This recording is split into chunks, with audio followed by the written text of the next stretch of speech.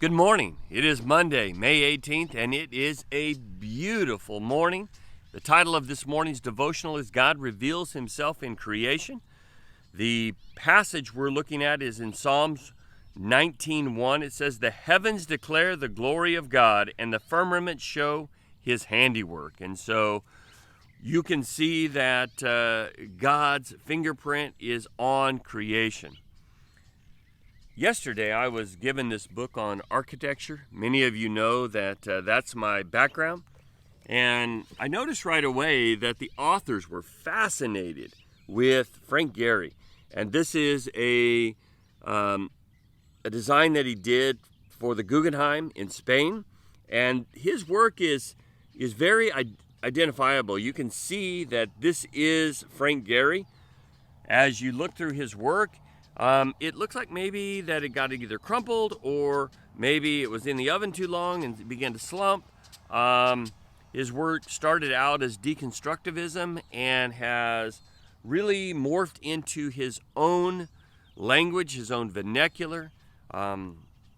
Absolutely amazing. I remember one time when I worked for a firm in Bakersfield that there was a Frank Gehry, not Frank Gehry, a Frank Gehry, and he designed a lot of hospital stuff. And I really wanted to spend time with him because I liked the way he think, the way he organized things, the way he laid things out. His work was also very, very unique.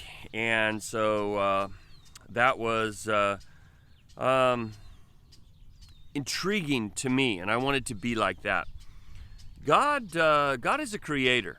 And I find it interesting that when I was taking science classes in school, that the science classes almost completely ignored God. Even though the early scientists like Bacon, Galileo, Kepler, Newton, these all were Christians. And you might know that science means knowledge. And so these were guys that were seeking knowledge about the known universe. And so the idea was that the more that I understand the creation, the more I'll understand the Creator. In 7th grade, we had a teacher, Mr. Trout, and he taught us that science was something that was testable, repeatable, observable, and falsifiable. And so we went all year with this understanding, something testable, repeatable, observable, falsifiable. And then at the end, he taught us evolution. And I had the biggest trouble with this because it didn't fit what he taught us all year. Behind me, I have a mimosa tree. And Miss Pat Clemens told me, and I don't know if this is true or not, that this is the official tree of Arkansas. Or maybe she said it was a weed, I'm not exactly sure.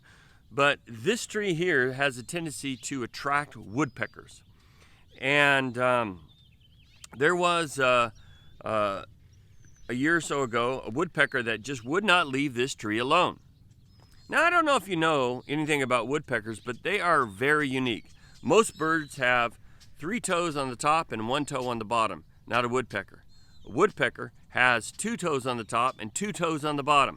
They have to brace themselves on the tree because they're about to really go to work on this tree. They also use their tail feathers to triangulate themselves on that tree. And so also with those feet and that tail, they can position themselves just about any way. Their beak is incredibly strong, stronger than any other bird's beak, because the force that they're going to hit that tree with is 10 times the force of gravity. And so we see that if he was to just bang, bang, bang 10 times the force of gravity, he'd bang his brains out. So there's cartilage between the beak and his skull is the densest skull of any animal on the planet. And so he is just banging away at this thing. Now what happens is that he closes his eyes between every bang. And they have found that if he did not close his eyes, that he would literally knock his eyes out of their sockets. The other thing is it keeps the wood chips from coming into the eyes. And if you see how frequently that they bang against the tree, you're going to see that those eyes open and close very, very quickly. The tongue is also extremely unique, and I would encourage you to study this. This tongue wraps around inside their head. It can extend, some of them, as long as 10 inches. Well, these birds are very tiny. And so this tongue is sticking way out. It's got to get wrapped up inside there without swallowing it. Now, the tongue is very unique in itself because he'll peck into that tree, and then he'll stick that tongue down that hole that insect has burrowed into, and he'll drag it out. But how does he get it out? His tongue has barbs, so those barbs pull it out.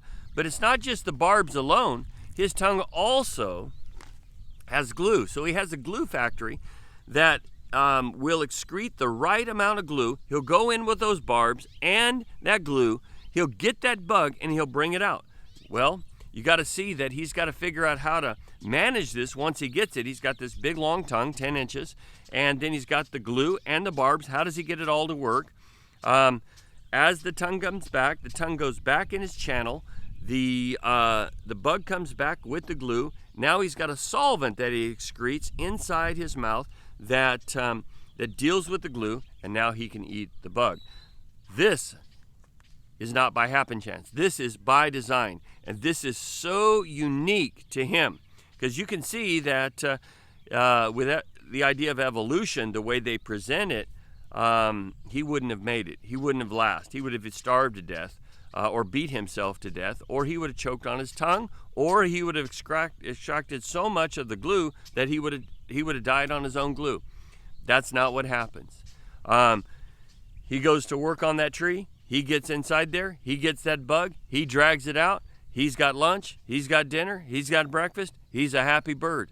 And so you can see that God has done this. Now, she goes on and she talks about Psalms 8:3. When I consider the heavens and the work of thy fingers and the moon and the stars which thou hast ordained. So the idea is that when I see creation and when I see it in its design, then I can better understand him. If he has made that bird specific like that, and he's made the heavens the way he's made them, does he not care about me? Does he not care, and is he not concerned about me? Everything that is designed has a purpose. Does he not create me for a purpose? Do I know what my purpose is? Why is this just plague mankind to find their purpose? Why don't we open up the Word of God and see that God has fearfully and wonderfully made me, and that he has laid out a purpose for me? I'm special to God. If he'll go into such great lengths to design a bird that will drag out a bug, I guarantee you, when it comes to mankind with a soul, God cares. Enjoy this beautiful day. Live out your purpose and do it with joy. Keep looking up. God bless you.